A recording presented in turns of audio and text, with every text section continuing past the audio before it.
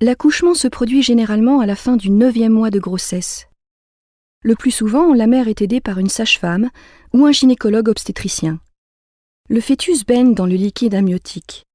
Il est relié au placenta par le cordon ombilical. Sa position indique qu'il est prêt à naître.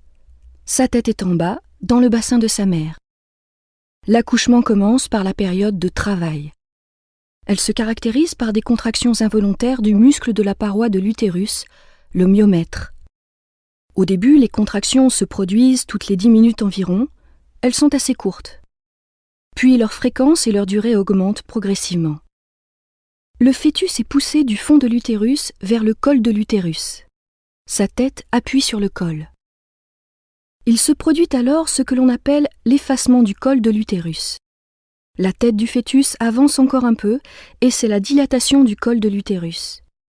Son diamètre d'ouverture est alors d'environ 10 cm. C'est généralement à ce moment que se produit la rupture de la poche des os. Le liquide amniotique s'écoule. La période de travail est terminée. Elle peut durer en moyenne 7 ou 8 heures pour un premier accouchement. L'étape suivante est l'expulsion du fœtus. Elle est beaucoup plus rapide, environ 30 minutes. Les contractions ont lieu maintenant toutes les 2 minutes. Elles ont une durée d'1 minute et sont très intenses. La mère doit cependant aider le fœtus à avancer en contractant volontairement ses muscles abdominaux.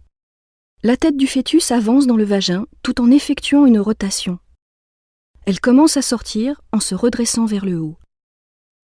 Puis, la sage-femme ou le médecin saisit le bébé par la tête et la tourne afin de faciliter le passage de la première épaule, puis de la deuxième, et enfin de tout son corps. C'est la naissance. Le cordon ombilical est coupé. Sur le ventre du bébé, la cicatrice laissée par le cordon deviendra le nombril.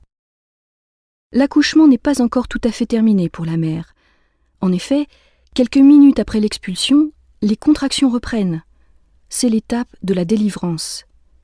Aidée par le médecin, la mère expulse le placenta.